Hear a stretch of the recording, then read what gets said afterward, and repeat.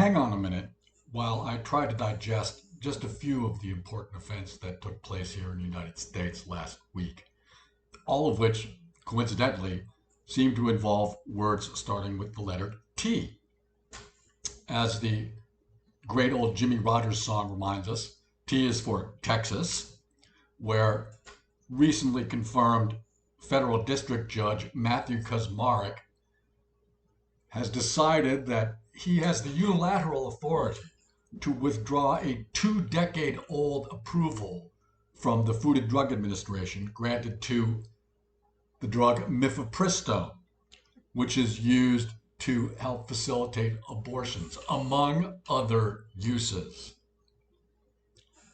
T is also for Tennessee, where the gerrymandered supermajority of their state legislature voted to expel two of their own members, Justin Jones and Justin Pearson, both of them young black men, for the offense of joining in protests in favor of reasonable gun safety legislation.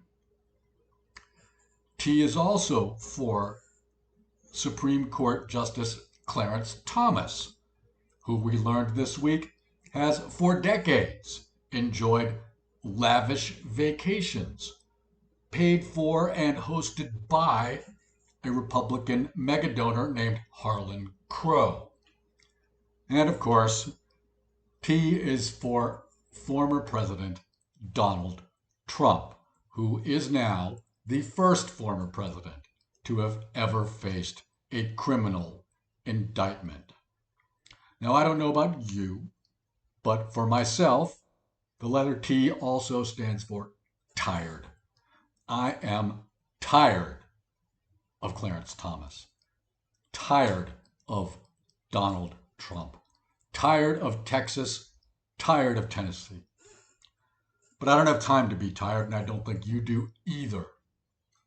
Sure, the ruling of Judge Kacsmaryk will almost certainly only add to the backlash against the pro-life movement that began with the Dobbs decision from the Supreme Court last year.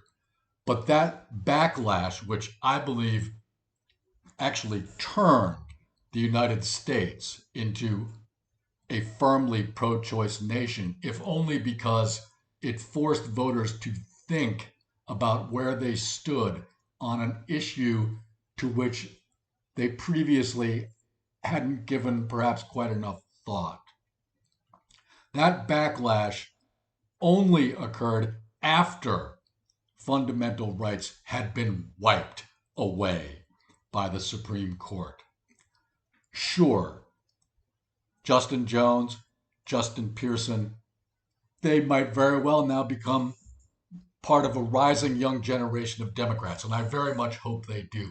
But the issue that they came to prominence in support of, gun safety legislation, is not on the table. It will not happen in Tennessee. Justice Thomas will not leave the Supreme Court until he decides to retire or until he dies, whichever comes first. Sure, perhaps Donald Trump will face additional indictments. I think he will, and I hope he does.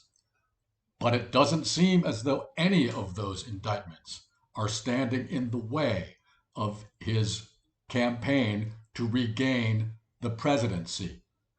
I don't think that campaign is going to succeed, but I wish I were more confident in that assertion than I am.